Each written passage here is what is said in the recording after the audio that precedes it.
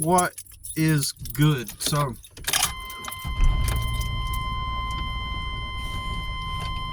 welcome to this channel. I talk about real life, and real life is not popular. I don't present in a way that's entertaining. I don't present in a way that is going to get me much views or support at all, because I keep it real. We live in a world where everybody likes hype. Everybody likes to feel good.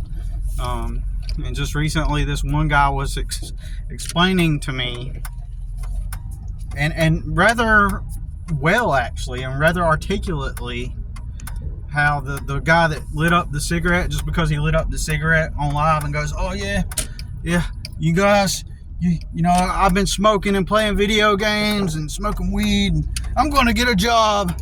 Finally, I live with my mom, and I'm going to get a job. And then suddenly, out of nowhere, just because he said that, and then he says, and also stop smoking, but if I'm going to get through this, I'm going to have to do it. And he lights up the cigarette, and in that moment, everybody goes, oh my God! Oh, so profound! Oh my God, everything he says now is profound and deep, and he's so authentic and real. Oh my God. And I'm pretty sure some of them, anyways, let's not go there. But you know, and the dude that did that, he had an articulate voice. Like, he has naturally a voice that projects, you know, in a not a professional way, but he's got a voice for radio. We'll just put it like that. Okay, and so combining those factors, his video goes viral. Immediately, over the course of 6 weeks, people sent him, I believe, like over $3,300 just because he made a video saying that. You know, no proof, no evidence that he actually fulfilled what he claimed he was going to do. Just simply the fact that he made the video and it felt good. You know, it just felt good. And it felt inspiring, and it felt real, because all the morons who were sold on it, whether it's true or not, they're all lost in their feelings. They're all caught up in how they feel. And so my channel's different, unless something happens, unless, you know, because virality is mostly, you know, chance and probability, right? Unless something happens, I won't get views on my channel like that. I mean, I could play the lottery. I could keep up for years, you know, play the long game, and eventually, if I play the numbers, eventually I'm going to make a video and it's going to go viral, or get a whole lot of views. But that's not the goal, and that's not the aim. But that's just, I'm just saying that is what is likely to happen. It would be stupid to make that your goal, because if you made that your goal to go viral, then you're just wasting energy on trying. I have a brother, as most of you all know, who has 1.3 million followers, and he went famous, right, overnight due to a viral video. And in my opinion, there's been tons of times where he's been trying to recreate that moment ever since, just like a heroin junkie.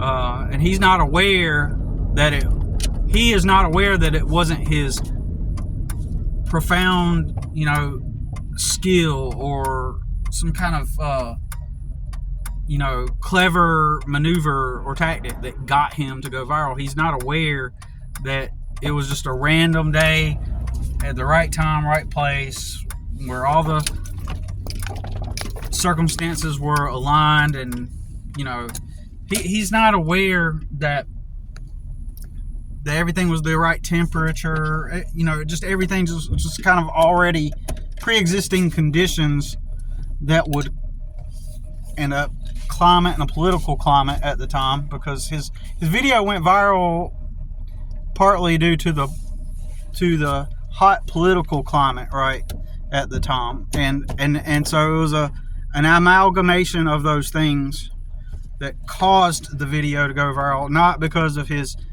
some kind of talent or skill, or because everybody just thought he was so grand and everybody loved him and loved his videos. So he's been trying to recapture that moment ever since. He's tried to help other people go viral. Nobody has gone viral. So it is just a meaningless, a worthless task to try to go viral like that, to make that your aim. You know, in my opinion, just make quality content if you can, or just be real and authentic, right? Just be genuine and authentic and play the long game. So not with the aim of going viral. Again, play the long game. It ain't, when I say play the long game, it ain't about, oh, so that I'll go viral one day, or oh, I get a lot of views, right? Because views, fame, you know, like, it's so stupid, right? To just even be thinking that way, you know, to think that way kind of puts you into the, in my opinion, mindset of just someone who's desperate, you know. And so, and you seen the Island Boys, they got so desperate after their viral moment that they ended up stooping so low as to, in order to gain attention, the two brothers made out with each other. They're twin brothers. They made out with each other just to get the attention for the virality. And that's another reason why I got to stay away from my brother, because, you know, just in case he gets that idea, you know what I mean? I just want to stay away. And so, but anyways, the long game, the viral, the goal is to, for someone that is clear and in their right mind, the goal would be to attract quality over quantity, you know, or anything that's going to help you achieve and fulfill your personal goal, you know, in life, or with whatever endeavor you're upon, like that you've embarked upon. So my video is not going to get that kind of attention, because I keep it real. You know, I keep it actually real, not feel good real, not like, oh, that feels good, so I'm going to interpret that as being real and authentic. I'm talking about actual real. Actual fucking real. You know what I'm saying? So I've heard it said that in the future, you know, all the stupid stuff is going to phase out, and like true authenticity is going to emerge from the cesspool, right? And people will be relieved at the realness and the genuineness and the authenticity, right? And I'm not so sure about that, to be honest with you. I just think it seems like most people are going to just continue to crave and have hunger for instant gratification and whatever feels good in a moment. That's why a guy can get on a video and say, oh yeah, I just been for the past 9 months playing video games, smoking cigarettes and weed, and I haven't worked, and I live with my mom. But you know what, guys? I decided I'm going to change that. I'm going to quit smoking. And in fact, don't smoke, but I gotta light one up just to get through this. Click, click, click. And then all of a sudden, everybody interprets that as being real, right? Because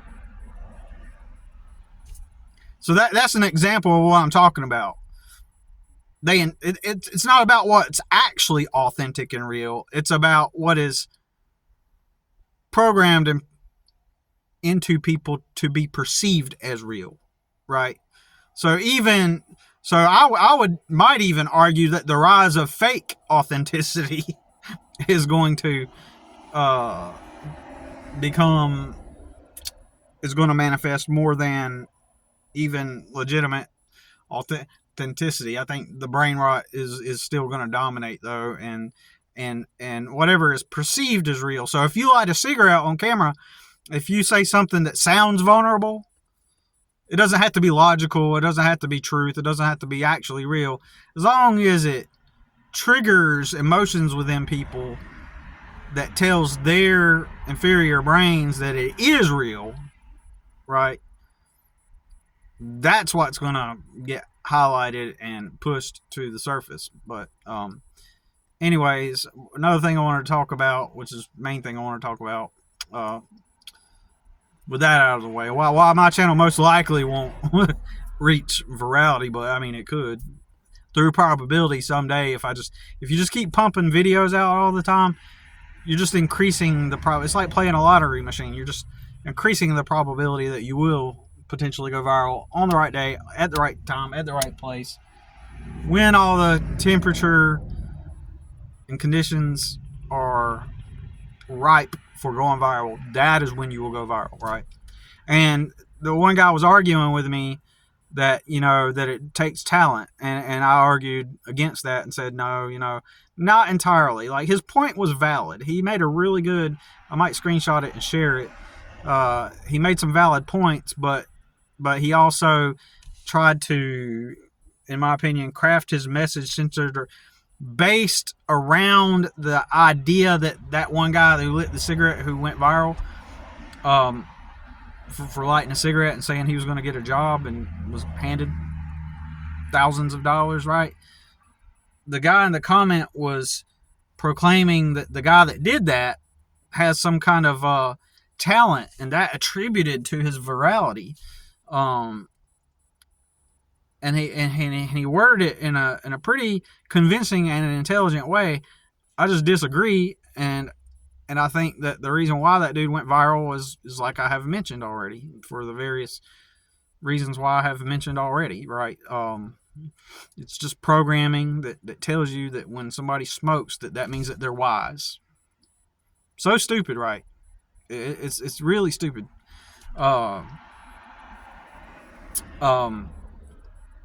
Anyways, so imagine, though, we're getting on another topic now. Imagine that you are, you show up at a job, right? And by default, you are perceived as less than a peer, okay? All right. So let's say it's a new location. It's a new location. You ever had new location somewhere open up and they're going throughout the application process. They're letting everybody apply. Everybody, goes through the interview process, and then they pick the right candidates, and they just happen to pick you amongst the candidates for this for one of the roles at the new job. One time I nearly got hired onto a Longhorn Steakhouse. I went to filled out the application, went to the interview. They said I could start. I just never went. That was like in 1999, 2000, something like that. Anyways, back when the economy appeared to be really good and thriving, in the late 90s, early 2000s, there was like restaurants and housing developments popping up everywhere, all over the place. Everywhere you looked, there was framing and a bunch of Mexicans framing those buildings and houses. And in fact, I worked with some of those Mexicans for about 3 weeks. And it just was not paying me enough. I had to travel really far every day, and it wasn't worth the money, the time, the labor. Like, it just wasn't worth it, but it was relatively decent considering my age. But the only problem with that is I did not have the stability. It just kept me in a redundant money loop, like driving up there every day, getting paid every week, and then every time I get paid, I just earn just enough to drive right back up there at work, and then nobody was taking care of me. I needed a foundation. I needed a place to live to start from. It was like working wasn't working. But anyways, that's beside the point. So I opted for something else. Plus, my dad was dying too, and so it wasn't helpful to work there while my dad was also dying, when a bunch of shit needed to be taken care of back then. But anyways, I know I'm getting way off topic, but imagine you show up at a place and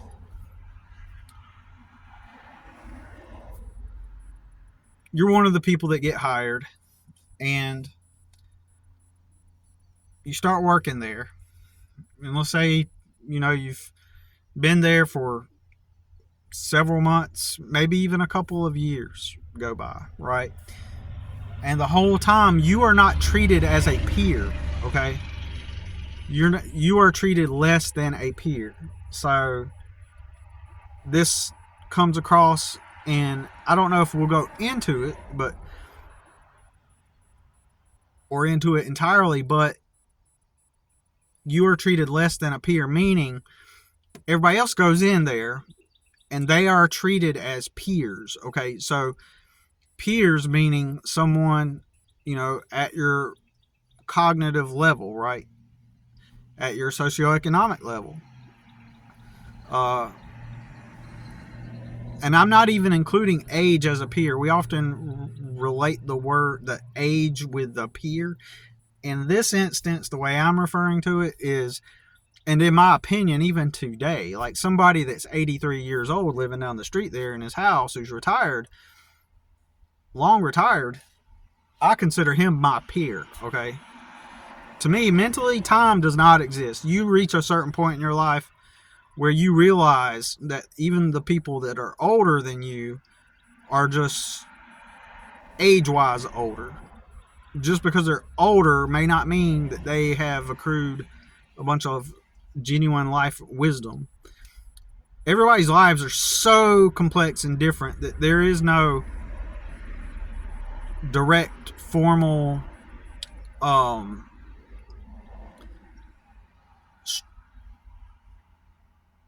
structure. There's no anyways, let me try to gravitate back to the topic. Okay, so everybody's your peer, and in my mind, mentally, time does not exist. Meaning, if all businesses are just where you got the job at, it's just some person's business. So, a lot of companies that exist today were started in the early 1900s or late 1800s, right? Or even longer than that. But a lot of the companies like Walmart was started in the 1960s, right? Well, if you know the history of Walmart, it started out as one retail store, right? By a man who started that business, right? Sam Walton. And it was one retail store. So he is my peer.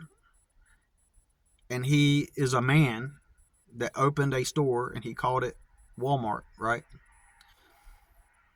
He just opened a store and he called it Walmart. And he sold stuff. And he got people to help him with his store where he sells stuff. So if you look at all businesses that way, that's all they are. They're not. Get it out of your mind that they're corporations, right? Like, kind of remove that term from your thinking, the term corporation and corporations. When people talk about, the corporations, like, get those terms out of your mind and just think of every corporation, every business as the same. Just consider it just a larger version. That mom and pop restaurant down the street? In your mind, whittle down Walmart down to just a mom and pop type of place. Right? Just like that restaurant. It's no different. It's just some man decided he was going to sell food at the mom and pop restaurant. He's going to make some food. He's going to have some kitchen stuff brought in and cook the food and serve it, and people pay him money. In the same way, the Walmart was this little store. Some man decided to buy some stuff from overseas and sell it in his store. Okay, so anyways, think of it that way. You got to think of, because that's the reality of it. That's the actual truth, right? Corporations are just simply mom and pop businesses that just have a little bit more money in their budget to craft an image that people perceive as quote unquote corporate, right?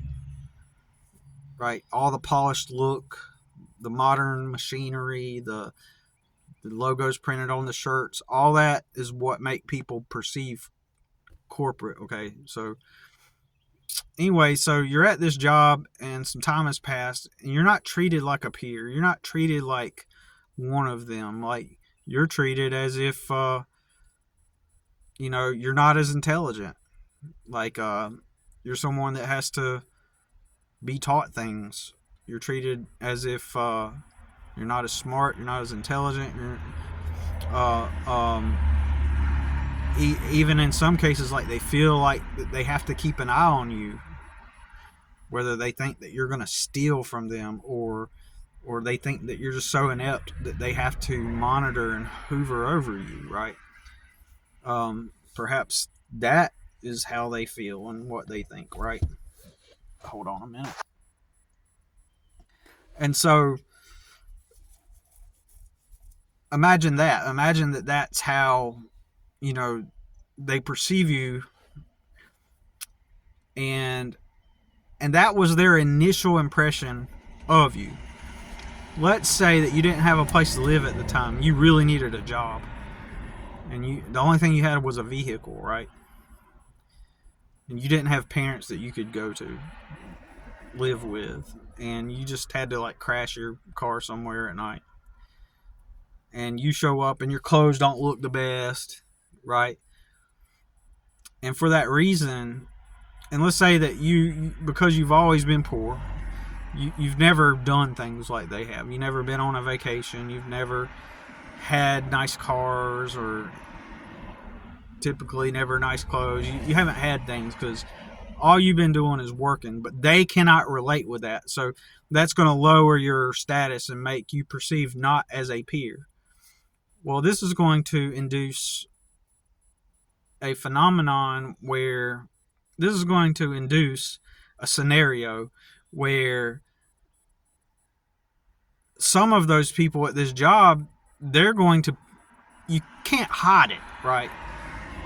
They're going to ask, well, why aren't you doing the fun things on the weekends? Why haven't you been on vacation? Or let's say you've been there for a while and it's your vacation time, and they say, well, what are you going to do on your vacation? Got any plans? You going to go? Because I really had this happen to me. You got any plans?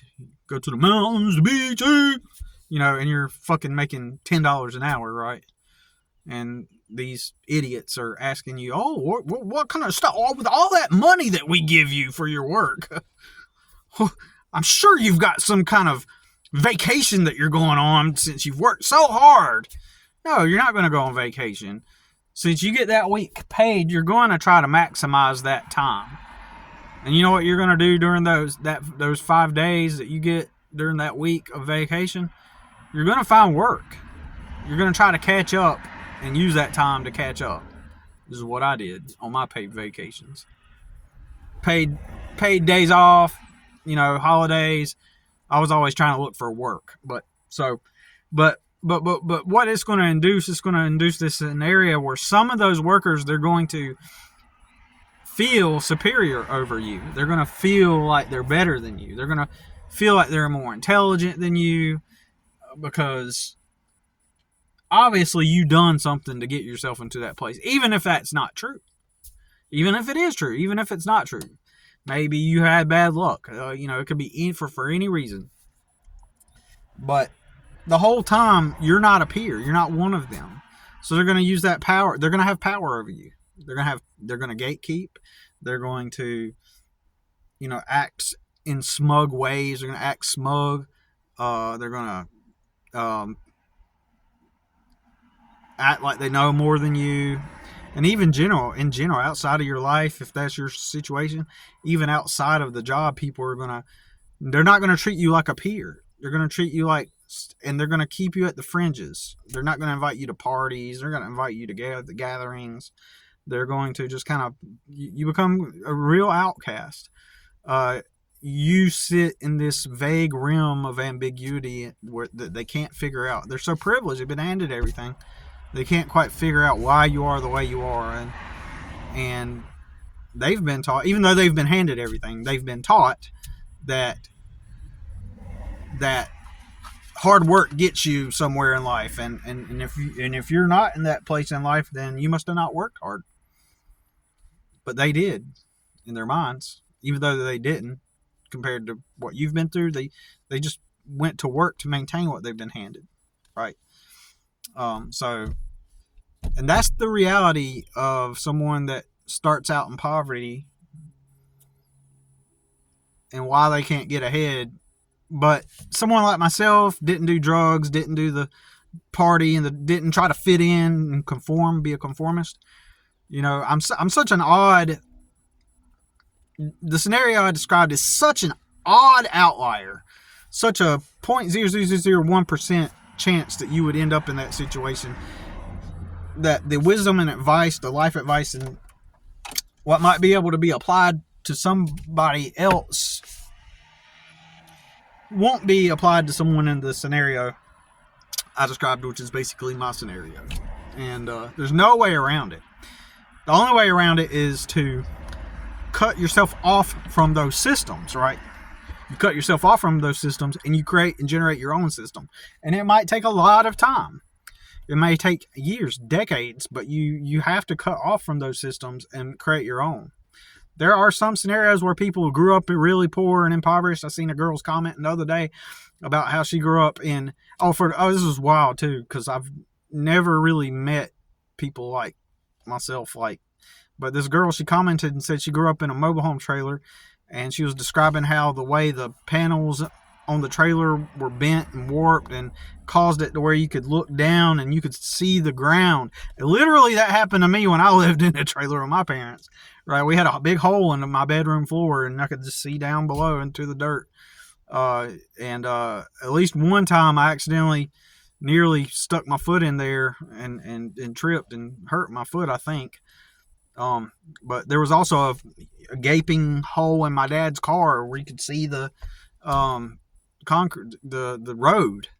And I stupidly, one time as a kid, thought it might be fun to, as he was slowing down, stick my foot down there and see if I couldn't put the tip of my shoe on the asphalt and pretend like I was Fred Flintstone and cause the car to stop, just for pretend. But then I ended up,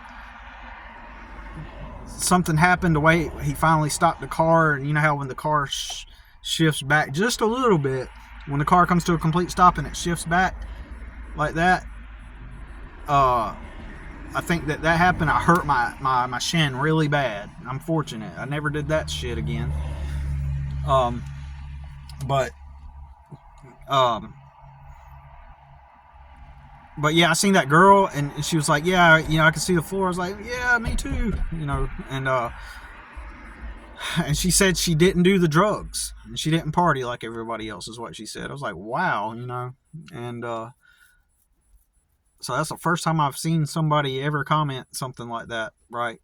Now, I know people like that exist, don't get me wrong, somewhere. But I'm just saying it's such a rare thing that perhaps even one of the reasons why my videos are not relatable is because who can relate with that? In my going on 45 years of existence, I've never met people in my position that have went down this very rare and arguably the hardest path, harder than doing the drugs. You know, people get pedestalized and deemed as superior because they did drugs and then they got off drugs, they went to prison, then they did the drugs, they off the drugs, they got out of the crime. Those are the people that are worshipped the most in society, and their lives are always on easy mode. despite what everybody wants to believe. Especially in the long run, their lives become easier. A lot of those people, if not most of them, don't ever work. They don't ever get jobs. They never adapt to society in a functional way. They've never had to do the hard work, right? Because they get a pass in life, because they get everything handed to them later on when they decide to clean up. They get everything handed to them, and then they get pedestalized and praised. Oh, man, you did such a great job. Here's your place to live. Here's you some free recovery. Here's you some money to get on your feet. Here's you this. Here's that. Here's your place to live until you can get back on your feet. Here's everything because you did some crime and drugs. So they took the shortcut, and then while they were in that bad life, they were also free. They didn't work jobs. They just sat around. If they sold drugs, they just sat around, sold drugs and stuff, and whatever.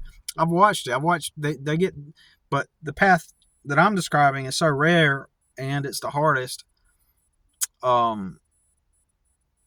because you're more socially isolated, and you don't get all that free network that the drug dealers and the druggies got. You don't get that support system that they get. So you get the most social rejection. You become the most socially isolated, the most unrelatable, and it's the hardest path. So if you've taken that path, cheers to you. If you decided not to take that path, and even the ones that did take that path, once they disconnect from that world and their peers that went down that path or similar paths, they're aware that now they don't got no friends, right? The people that wake up and realize, I mean, that's such a stupid life to live, they say, well, now I don't got no friends. Now, I know I just a moment ago just was talking about how they got support systems and networks and stuff. They still do have that, don't get me wrong, but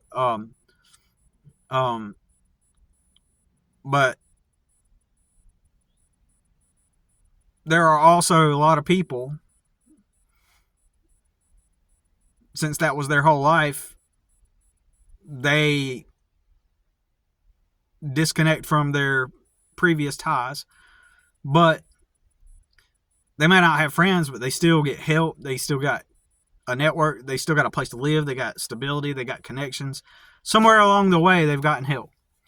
So they may have lost those old friends, but they still have access to all their resources, right? Just the mere fact that they did live that life means that they got access to everything at their disposal to get ahead. And the quote-unquote friends are lamenting over are the ones that valued that lifestyle. And that's why they mean that they don't have any friends anymore, because they've disassociated from those people. But the world is still out there to help them, because all they got to do is recant their story and be like, hey, this is what I did. Life's hard now. I don't got any friends. And everybody's like, oh man, but you did a great job. You went through it. You went through it. And so anyways, I'm sitting here trying to best put it into words how that works. Even the ones that have, detached from that lifestyle, there's a whole world that sympathizes and empathizes and has compassion for them, right? Not for someone like myself, right? That's why it's the hardest, because you're cut off from everything and everybody that would be of help had you went down the same paths as those people did. Anyways, cool. We'll talk to y'all later. Get off of here. Got stuff to do. Take it easy. See you in the next one.